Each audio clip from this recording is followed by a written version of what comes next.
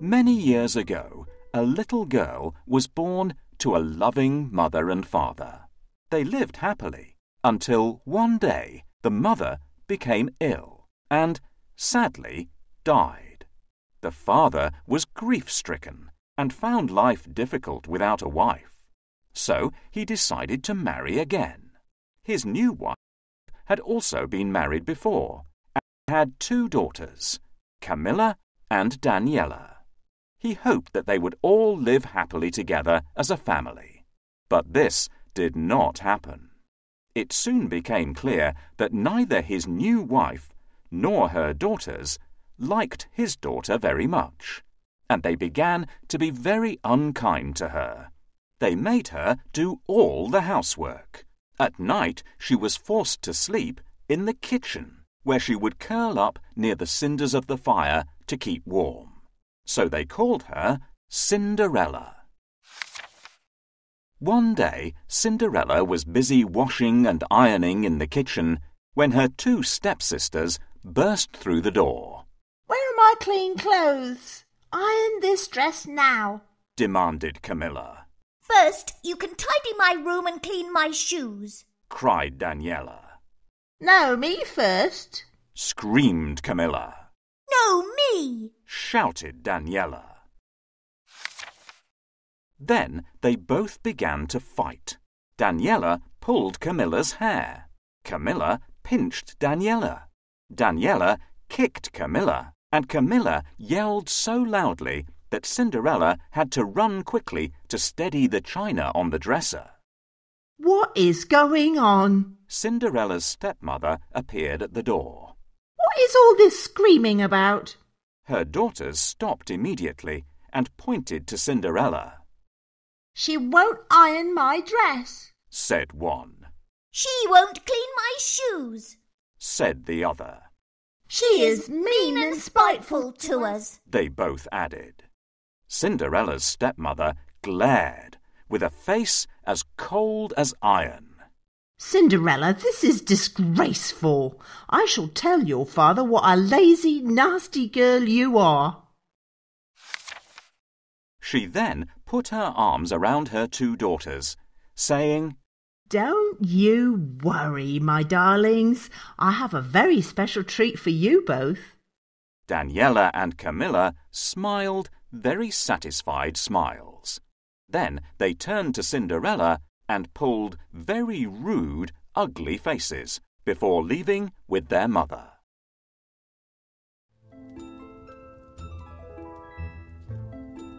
My stepmother always gives me a lot of work to do. I have to polish the kettle until it shines, make the dinner and wash the pots, wash the clothes and mend the socks. I wish I had some help.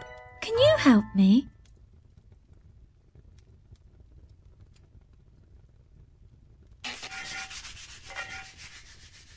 Thank you. That's nearly all done.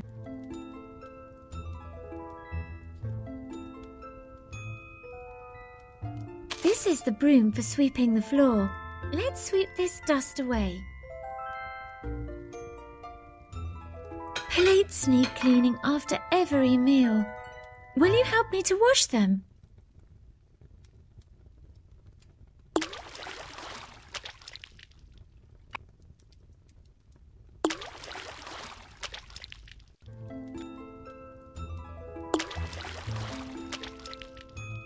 There's just one more job to do. Let's do it. This is the broom for sweeping the... Well done! You've been a great help.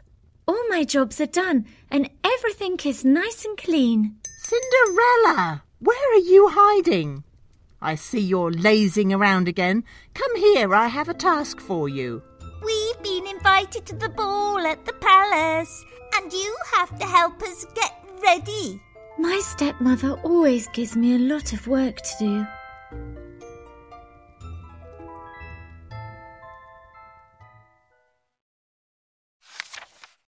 Cinderella was on the verge of tears when she noticed that her stepmother had left something on the kitchen table.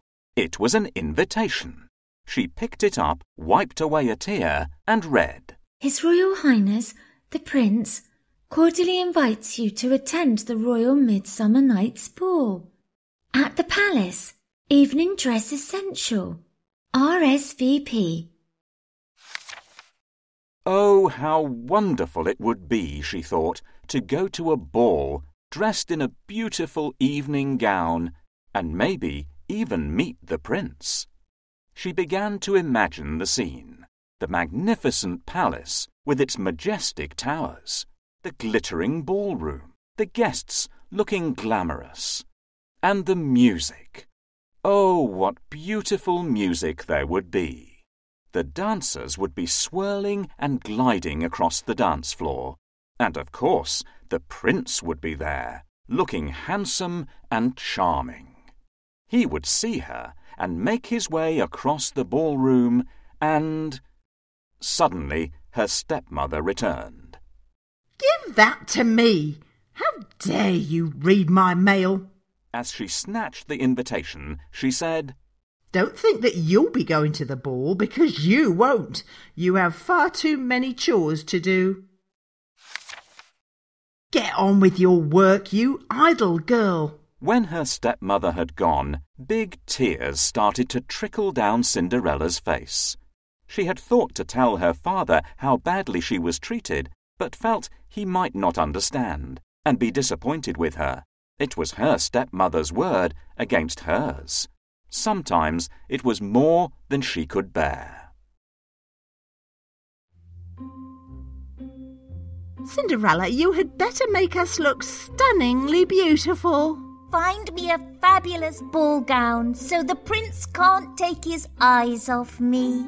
I have made them a wardrobe of different dresses. Will you help me to choose the best ball gowns for them? I'm first. Let me try this one.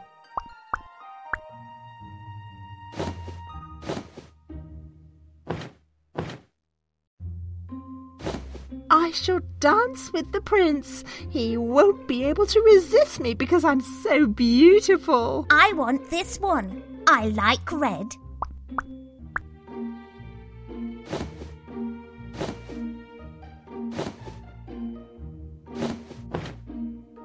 I shall sweep the prince off his feet as I glide along in my beautiful silk chiffon.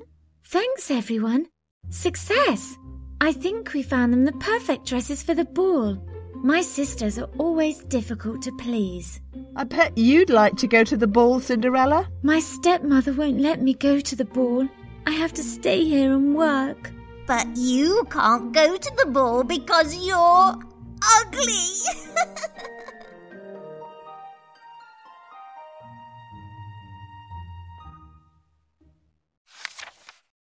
During the following weeks, Cinderella was kept busy making new ball gowns for her stepsisters and stepmother. She cut and stitched and sewed until finally the dresses were finished. When the day of the royal ball arrived, there was great excitement. Cinderella was ordered to help Camilla and Daniela get ready. They bustled into the dressing room and began their demands. Polish my fingernails, Cinderella. Cinderella, brush my hair. Tie my bow. Straighten my dress. Find my petticoat. Fasten my buttons. Fetch my shoes. Do it now. Poor Cinderella rushed here and there, trying to do everything she could for her stepsisters. She dressed them beautifully in their new ball gowns. Camilla's gown was made from the finest gold and blue silk, and Daniela's from red and gold satin. They both put on their richest jewels, their rings and necklaces of pearls and diamonds. They paraded around the room like peacocks, glancing at their reflections in the mirror, each thinking themselves more beautiful than the other. My dress is more beautiful than yours, said Daniela proudly. No, it's not. My dress is the most beautiful. Red is an ugly colour. It shows up your spots, Camilla replied. No, No, it doesn't. Red is a royal colour, and I shall dance with the prince. He won't be able to resist me because I am so beautiful. You're as ugly as a toad. It will be me who sweeps the prince off his feet as I glide along in my beautiful blue silk chiffon, taunted Camilla. Daniella's face turned crimson until it almost matched her dress. We shall see, shall we? She said. Then she launched herself angrily at her sister, but Cinderella quickly came between them. Please stop. You are both very beautiful, and I'm sure you shall both get to dance with the prince. Yes, I suppose we shall, said Daniela smugly. But you won't. Ha ha ha, added Camilla cruelly. Then, with a swish of silken petticoats, they left, without a word of thanks. The carriage arrived to take them to the palace. Cinderella's father escorted his wife and his stepdaughters to the door, and then said, Where is my daughter? Isn't she coming to the ball with us? Goodness, no, replied his wife. She has been very badly behaved, and as punishment she must stay at home. Her husband shook his head. What a pity. She used to be such a good, sweet child. Cinderella watched as the carriage drove away, and she felt a deep sadness in her heart. She sank down by the fireside, and this time she could not stop the big, sorrowful tears. She wept pitifully. Oh, why can't I go to the ball? I wanted to go so much. Why must I be treated so unfairly? I wish my mother was here to care for me. Oh, how I wish I could go to the ball. All of a sudden, there was a flash of blue light, and there beside her stood a beautiful lady, whose dress of shining midnight blue sparkled like starlight. She held a twinkling fairy wand and looked at Cinderella with the sweetest smile. And you shall go to the ball, dearest girl. Don't be afraid, Cinderella. Your mother has sent me to grant your wish. I am your fairy godmother and am here to care for you. Cinderella was so amazed that she found it hard to speak at first. Oh, thank you. Thank you. This is very kind of you, but how can I go in these old clothes? And however shall I get there? Follow my instructions precisely and all shall be well. Fetch me quickly the 4 mice, 2 lizards, and the friendly grey rat that you keep as pets, and the largest pumpkin you can find.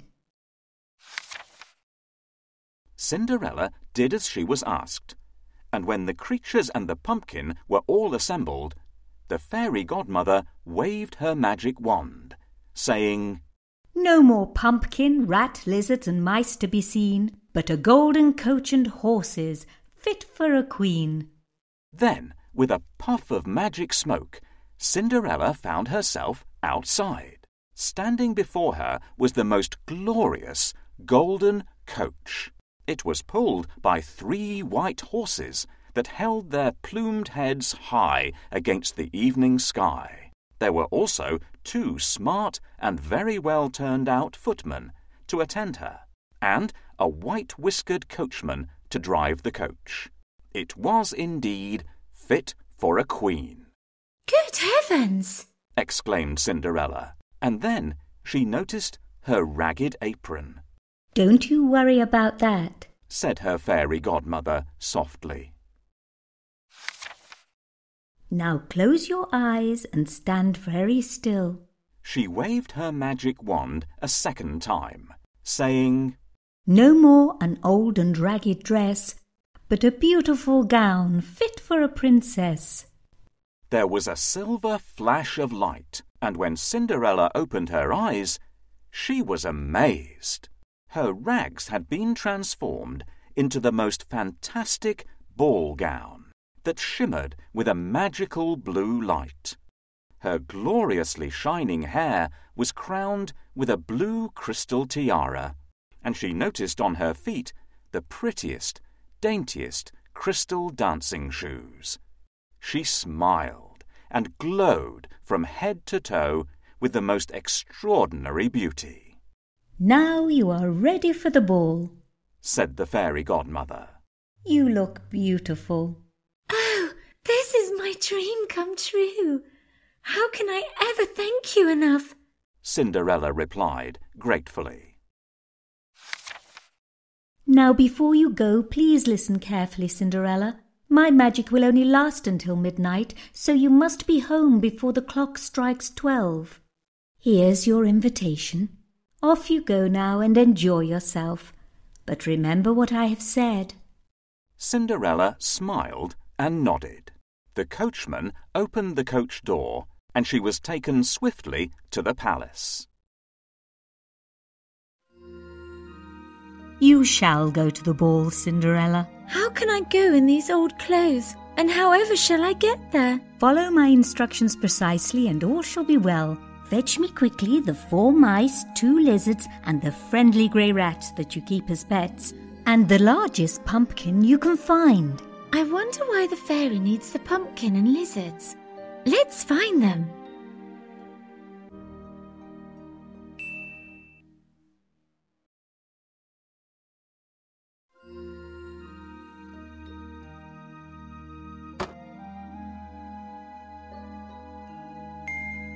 Well done, everyone. With my spell, I can change the pumpkin into a coach and the lizards into 2 splendid footmen. Fairy, you are amazing. But I'll need someone for a coachman. With my spell, I'll change the mice into horses and the rat will become a white-whiskered coachman. Please help me find the mice in the cellar. Can you see them?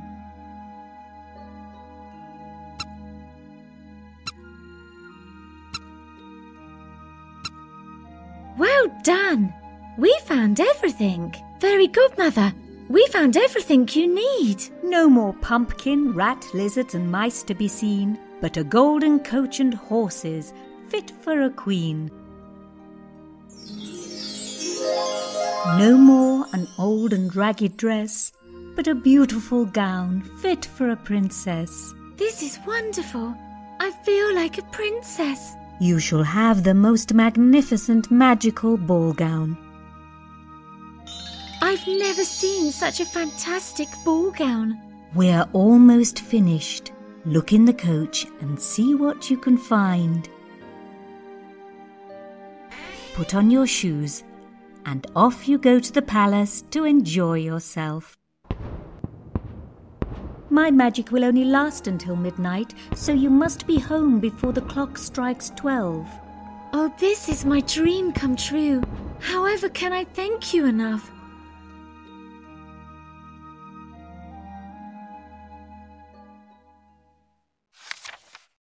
As she approached the palace, Cinderella could hear the orchestra playing a lilting and melodious waltz. Her heart was beating fast, and she felt as though she was floating, being drawn towards the music and the ballroom. She waited at the top of the stairs to be announced, and a hushed silence fell amongst the guests. The conductor dropped his baton, and the orchestra stopped.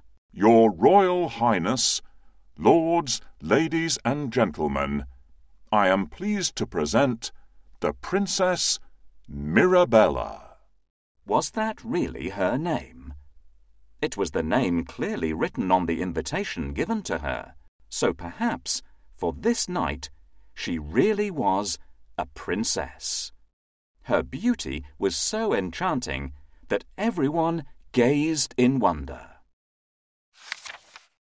The prince fell immediately and instantly in love, and by the time she reached the last step, his hand was holding hers.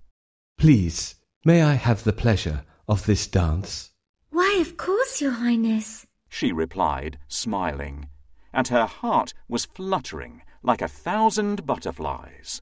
The music played, and they danced and danced. They twirled and glided across the ballroom. It was obvious to everyone that the prince had found the girl of his dreams, and she had found her one true love. Of course, this didn't please Camilla and Daniela. They began to argue and blame Cinderella for not making them look beautiful enough to attract the prince's attention. It's just not fair, they screamed, and they sat with grumpy, ugly faces for the whole evening. Meanwhile, the king and queen smiled and looked at each other. They make the perfect couple, don't you agree, my dear? The king nodded and squeezed the queen's hand. I do, my dear. I do.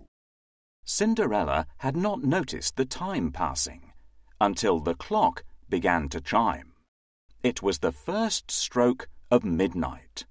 She suddenly realized that her ball gown would turn to rags and the golden coach would turn back into a pumpkin. At this thought, she fled in haste back up the ballroom staircase, losing one of her crystal dancing shoes as she did so. She had no time to pick it up, and to her horror, as the clock struck the last chime of midnight, she saw her golden coach disappear. Once again, she stood in her old clothes and ragged apron. Her enchanted evening was over. Back at the palace, her hasty exit had left everyone in some confusion. The prince was dazed and unable to understand why his princess had left so suddenly. He picked up her shoe as he followed her swiftly up the stairs. He searched the palace and the palace gardens for her, but she was nowhere to be found. Finally, he returned to the ballroom with a heavy heart, and holding the dainty crystal dancing shoe gently in his hands, he announced, I shall search the kingdom far and wide, and whosoever this shoe fits shall be my bride. The guests began to leave. The evening was over.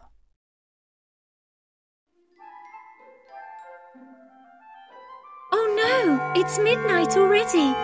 I must run away quickly before my dress turns back into my old ragged clothes.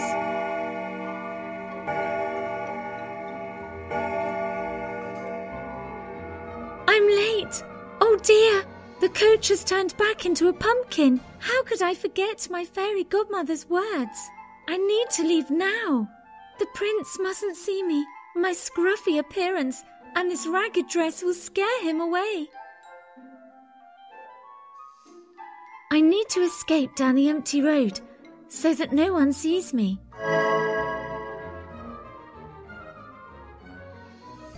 I need the key to open this door.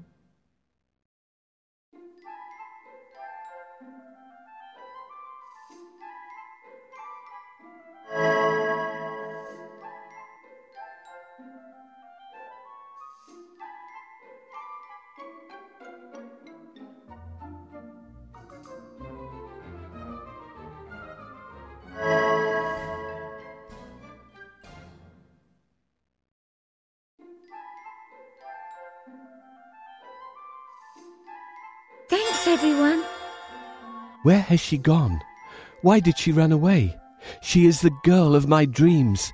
I must find her. Oh, look. This is her crystal shoe. It must have slipped off her foot as she ran away. I shall search the kingdom far and wide, and whosoever this shoe fits shall be my bride.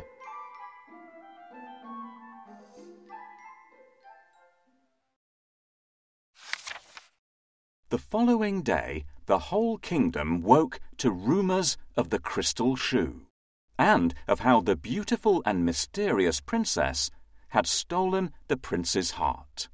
They learned how she suddenly left him as the clock struck midnight, and how a royal search party for the girl whose foot would fit the crystal shoe had been organised. It was ordered that all the young ladies in the kingdom were to try on the shoe. Whosoever the shoe fitted, the prince would take as his bride. There were squeals of delight from the stepsisters when they heard that the prince's messenger was on his way. My foot is going to fit. I just know it, squeaked Camilla, gazing at her painted toenails. I'll be surprised, hooted Daniela. You have feet like Kipper's. Mine are half the size of yours, so I'm 100 times more likely to be the prince's bride. Their mother came in just in time to stop the quarrel. Now, girls, I want you to look your best. Cinderella, help your sisters, and then go and stay in the kitchen. They won't want to see you. You weren't at the ball. The royal messenger arrived, and Camilla was first to try on the shoe. She heaved and pushed her foot in as far as she could, but it was clearly never going to fit. Daniela smirked and muttered, Kipper feet, under her breath. It was her turn next. She pushed and tried as hard as she could to squeeze her foot into the shoe. Suddenly she screamed that she had cramp in her toe. She yelled and squealed and pulled such ugly faces that the page boy and the royal messenger found it hard not to laugh. Oh dear! The shoe does not fit either girl or any other girl in the kingdom. We have visited them all, sir, the page boy informed the royal messenger. The messenger then turned to Cinderella's father, who had been watching patiently, and asked hopefully, Have you no other daughters? Ah, yes, I have a daughter. I believe she'll be in the kitchen, he replied. But she didn't go to the ball, interrupted his wife. But our orders are that she must still try on the shoe, said the messenger. The stepmother went and called for Cinderella. Cinderella appeared in her old clothes and apron and sat down to try on the shoe. Of course, her dainty little foot slipped into it with ease. Everyone in the room gasped. Goodness, it fits! Cinderella then produced the other shoe from her apron pocket and put it on. There was a flash of blue light, and once more she appeared in her ball gown, as beautiful as ever before. The royal messenger immediately took Cinderella to the palace, where the prince was waiting for news of his lost princess. Success, your royal highness. We have found the girl whose foot fits the crystal slipper, reported the messenger.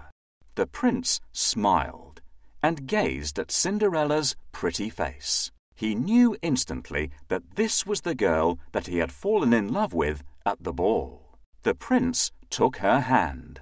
My dearest Mirabella, will you do me the greatest honour and be my bride? Cinderella nodded and smiled. She could hardly believe what was happening to her.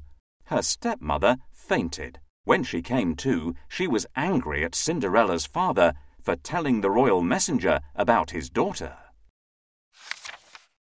They would certainly have chosen one of my daughters to marry the prince if that dreadful Cinderella hadn't appeared. So, in a huff, she packed their bags, took all the money, left with her 2 daughters, and they were never seen nor heard of again.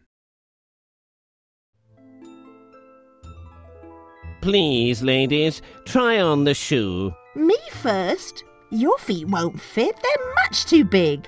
Me first? My foot is going to fit. I just know it. Can you stop the quarrel? Tap on the sister that you think should try on the shoe first. Ah! Ouch! My foot is stuck. Help! The shoe doesn't fit you, lady.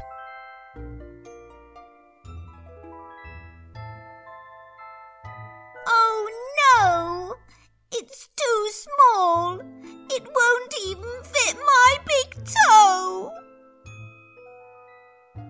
Please, may I try? How can it be your shoe? You weren't at the ball. I have been ordered to search the kingdom far and wide, and whosoever this shoe fits shall be the prince's pride. She can't be the princess at the ball. I don't believe it. My lady, the shoe fits perfectly. I will take you to the palace where the prince is waiting for you. This dress is beautiful. This is wonderful. I feel like a princess.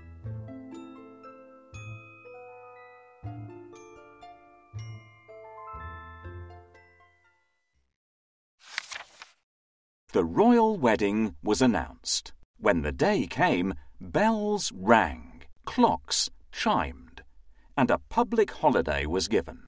Everybody celebrated with feasting, music, and dancing in the streets. It was a glorious day. Cinderella's father walked her proudly down the aisle. The king and queen gave them their blessing, and with a wave of her magic wand, so too did Cinderella's fairy godmother. The prince had found the girl of his dreams, and Cinderella, or should I say Mirabella, had found her one true love. Needless to say, they all lived happily ever after.